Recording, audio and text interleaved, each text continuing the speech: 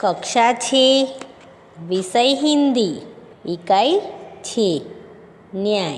न्याय यानी क्या बताइए।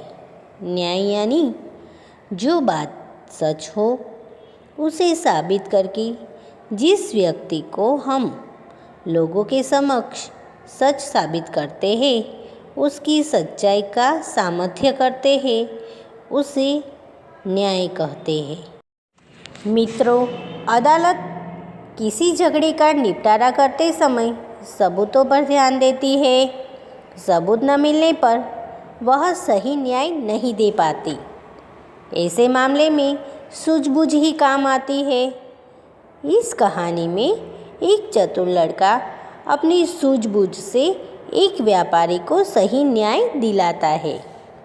इस कहानी में चातुर्य की यही बात है। एक मित्र यात्रा पर जाते वक्त अपनी सोना मोहरे मित्र के यहाँ तेल के डिब्बे में छुपा के जाता है। यात्रा से वापस आने पर उसे अपनी मोहरे नहीं मिलती।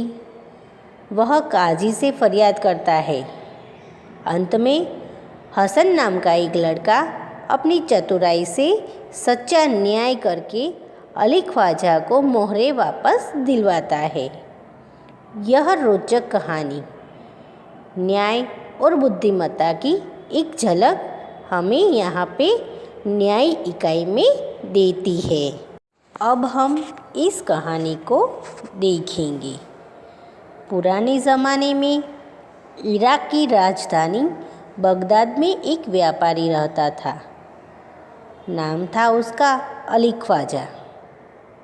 व्यापार करते करते जब उसके पास 1000 सोने की मोहरें इकट्ठी हो गई, मोहरे यानी सोने का सिक्का, तो उसने मक्का शरीफ की यात्रा का निश्चय किया। चूँकि वह अकेला रहता था, उसने अपनी जमा पूंजी अपने मित्र के यहाँ रखने का निश्चय किया। पूंजी यानी धन।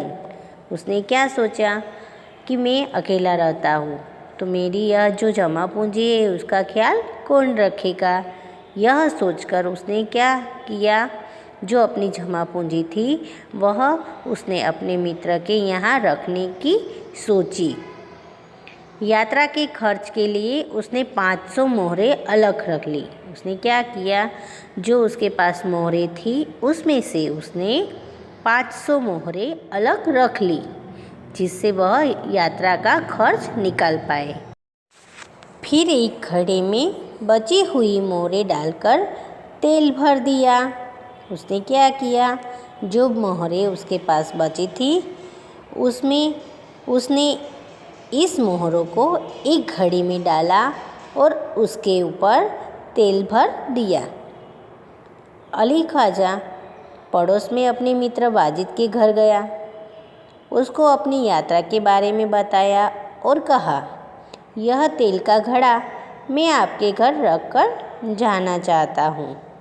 मक्का से लौटकर मैं ले लूँगा। उसने क्या किया, अपने मित्र के यहाँ जो अपना घड़ा था जिसमें उसने मोहरें रखी थी, वह वाजिद नाम का जो मित्र था उसके घर वह लेकर गया और वाजिद को उन्होंने कहा, मैं यह अपना तेल का जो घड़ा हूँ वह आपके यहाँ रखना चाहता हूँ। जब मैं मक्का से लौटकर आऊँगा तब वापस ले लूँगा। वाजिद ने अपने तहखाने की चाबी उसे देते हुए कहा कि आप अपना घड़ा तहखाने में रख आइए और जब आप लौटे तो उसी स्थान से ले लीजिए। अली ख्वाजा घड़ा रखकर यात्रा के लिए निकल गया। देखिए, तहखाना यानी ज़मीन के नीचे बना कमरा। वाजिद नाम का मित्र अली ख्वाजा को अपने तहखाने की चाबी दे देता है और वहाँ पे उसका तेल का घड़ा रख कर आने को कहता है और कहता है कि जब आप वापस आओ तो जहाँ पे आपने घड़ा रखा है उसी स्थान से आप वह घड़ा वापस ले लेना। अली ख्वाजा घड़ा रखकर यात्रा के लिए वहाँ से निकल पड़ता है। एक दिन वाजिद के घर दावत थी। दावत यानी भोजन समारोह। मित्रों रिश्तेदारों को खिलाने का कार्यक्रम जिसे हम दावत कहते हैं। तो यहाँ पे वाजिद के घर एक दिन दावत थी। तरह तरह के पकवान बनाते हुए तेल खत्म हो गया। पकवान यानी मिठाइयाँ, खाने की चीज़ें, वह बनाते हुए क्या हुआ, तेल खत्म हो गया। रात का समय था। वाजिद की बीवी अपने सिर खुजलाने लगी। क्या किया, रात का समय था और तेल खत्म हो गया था। तो वाजिद की जो बीवी थी वो अपने सिर खुजलाते हुए कहने लगी। तभी उसे अली ख्वाजा के तेल के घड़े की याद आई कि तेल तो खत्म हो गया है, अब क्या करेंगे। तभी क्या होता है, उसे अचानक अली ख्वाजा ने जो तेल का घड़ा तहखाने में रखवाया था वह बात याद आ गई। उसने वाजिद से कहा, आप तहखाने में रखे तेल के घड़े से थोड़ा तेल निकाल लाइए। तभी उसकी बीबी ने क्या कहा कि जो वाजिद ने तहखाने में तेल का घड़ा रखा है उसमें से थोड़ा तेल आप निकाल कर ले आइए। इस समय बाजार तो बंद है, कल सुबह बाजार से नया तेल लाकर घड़े में भर देंगे। ख्वाजा आज रात ही आकर तो तेल नहीं मांगेगा। वह उसकी बीवी क्या कहती है कि कल सुबह, आज रात को जो बाजार तो बंद हो गया है, अब तेल कहाँ से आएगा। तो आप क्या करें, सुबह उठकर बाजार से नया तेल खरीदकर उस घड़े में हम डाल देंगे। कहीं आज रात को तो अली ख्वाजा आने वाला नहीं है। बीवी की बात सुनकर वाजिद तहखाने में गया। जब घड़े की सील खोलकर तेल निकालने लगा तब घड़े में से सिक्कों की आवाज़ आई।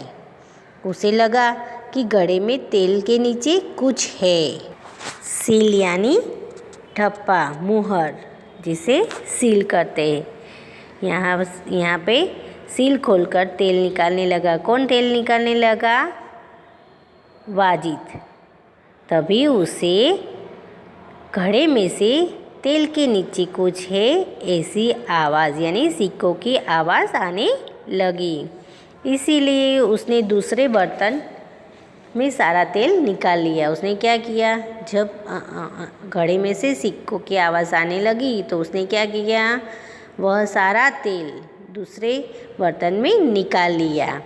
उसने देखा घड़े में तो 500 सोने की मोहरें थी। क्या था घड़े में, 500 सोने के सिक्के थे। उसने उन मोहरों को अपनी तिजोरी में छिपा कर रख दिया और तेल झाकर बीवी को दे दिया। वाजिद ने क्या किया, जो सोने के सिक्के उसे घड़े में से मिले उसे चुपचाप निकालकर उसने अपनी तिजोरी में रख दिया और तेल निकालकर अपनी बीवी को दे दिया। अगले दिन उसने बाजार से नया तेल लेकर घड़े में भर दिया। उसे वैसे ही सील बंद कर दिया जैसे कि ख्वाजा अली ने किया था। फिर कुछ दिनों के बाद ख्वाजा मक्का की यात्रा से वापस आया। घर में अपना सामान रखकर वह सीधा वाजिद के घर गया। फिर क्या होता है,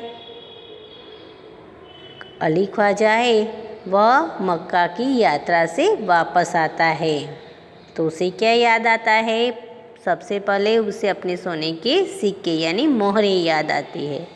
घर में अपना सामान रखकर वह सीधा वाजिद के घर जाता है और अपनी यात्रा की सारी बातें उसे बताते हुए कहता है। फिर तेल का घड़ा लेकर वह घर आ गया।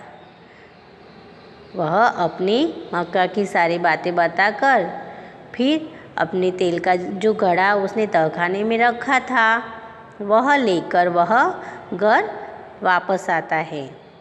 जब उसने घड़े का तेल निकाल कर देखा तो उसके पैरों तले ज़मीन ही खिसक गई, यानी पैरों तले ज़मीन खिसक जाना। यह एक मुहावरा है, यानी आघात लगना। पैरों तले ज़मीन खिसक जाना यानी आघात लगना।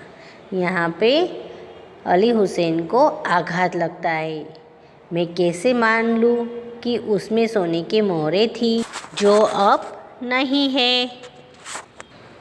वह सिर पकड़कर बैठ गया। सिर पकड़कर बैठना यानी निराश होना। यहाँ पे अली ख्वाजा निराश होकर अपना सिर पकड़कर बैठ जाता है, क्योंकि घड़े में एक भी सोने की मोहर नहीं थी। वह सोचने लगा, अब क्या किया जाए। क्या होता है, घड़े में जब तेल निकाल कर वह देखता है तो उसे एक भी मोहरें नहीं मिलती है। अली हुसैन ने तो सोचा था कि तेल के रंग के कारण मोहरें दिखाई न पड़े, इसीलिए उसने मोहरें तेल में छुपाई। लेकिन यहाँ पे तो जब वह घड़ा वापस अली हुसैन लेते हैं तो उसमें तेल में जो सोने की मोहरें रखी थी वह मिलती नहीं है। वह सोचने लगता है कि अब मैं क्या करूं। वह उल्टे पांव वाजिद के घर गया और अपनी मोहरें मांगने लगा। उल्टे पांव यह मुहावरा है। उल्टे पांव जाना यानी फ़ौरन जाना। यहाँ पे अली हुसैन फ़ौरन वाजिद के घर जाता है और अपनी मोहरें मांगने लगता है। वाजिद ने कहा कि सीलबंद तेल का घड़ा आपको उसी स्थान से मिला जहाँ आप रख कर गए थे। मैंने तो उसे हाथ भी नहीं लगाया। मैं कैसे मान लूँ कि उसमें सोने की मोहरें थी। दोनों मित्रों में कहासुनी होने लगी। कहासुनी होना यानी वाद विवाद होना। दोनों मित्रों में वाद विवाद होने लगा। दोनों का झगड़ा सुनकर आसपास के लोग इकट्ठे हो गए। अब क्या होता है, जब झगड़ा होता है तो आसपास के लोग इकट्ठे हो जाते हैं। उन्होंने जब झगड़े को बढ़ते हुए देखा तो ख्वाजा से कहा कि आप काजी की अदालत में जाइए, वही आपके झगड़े को मिटा सकता है। काजी यानी न्यायाधीश। आजू बाजू के लोग झगड़ा होने पर इकट्ठा होते हैं। वह अली ख्वाजा को बताते हैं कि आप काजी की अदालत में जाइए, वही आपके झगड़े को मिटा सकता है। ख्वाजा ने काजी की अदालत में अपनी बात रखी। काजी यानी न्यायाधीश। अली ख्वाजा ने क्या किया, काजी की अदालत में अपनी बात रखी, परंतु पक्के सबूतों के अभाव में उसे वहाँ से निराश लौटना पड़ा। सबूत यानी प्रमाण।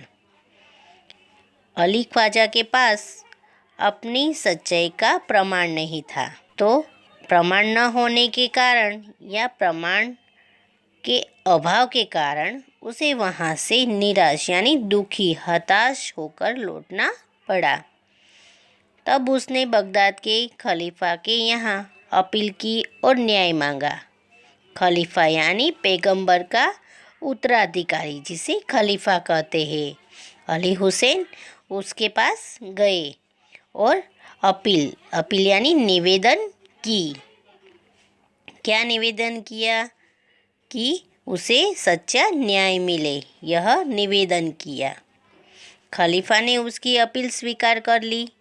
खलीफा ने सारे मामले पर विचार करने के लिए कुछ समय चाहा। खलीफा ने जब अली हुसैन ने कहा तो उनकी अपील उन्होंने स्वीकार कर ली और सारे मामले पर विचार विमर्श करने के लिए कुछ समय मांग लिया। 1 सप्ताह बाद का समय सुनवाई के लिए दिया। खलीफा ने क्या किया, अली हुसैन को 1 सप्ताह के बाद यह सुनवाई होगी, यह कह दिया। ख्वाजा और बाजिद का किस्सा अब प्रख्यात हो गया था। प्रख्यात यानी प्रसिद्ध। इन दोनों का जो किस्सा था वह अब क्या हो गया था, प्रसिद्ध हो गया था।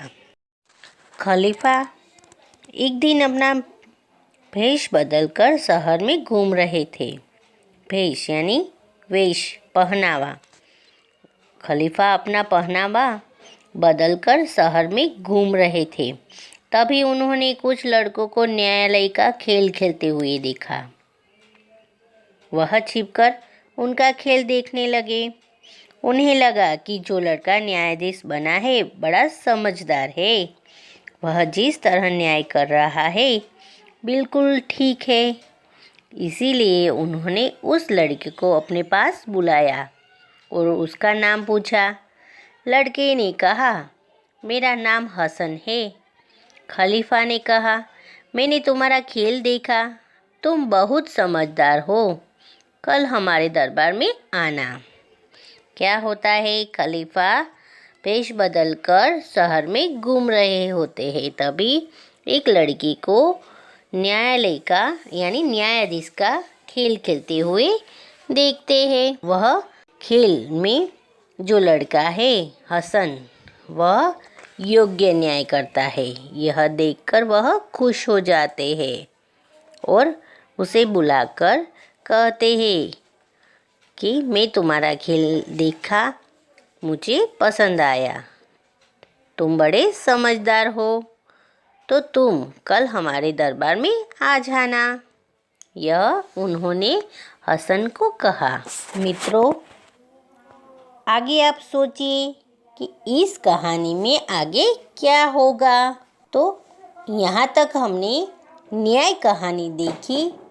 अब आगे की कहानी हम भाग 2 में देखेंगे। तब तक आप अपनी पुस्तक पढ़िए जिसमें यह कहानी दी गई है। तो इस वीडियो को बार बार देखने के लिए लाइक कीजिए और सब्सक्राइब करना भूलिएगा मत।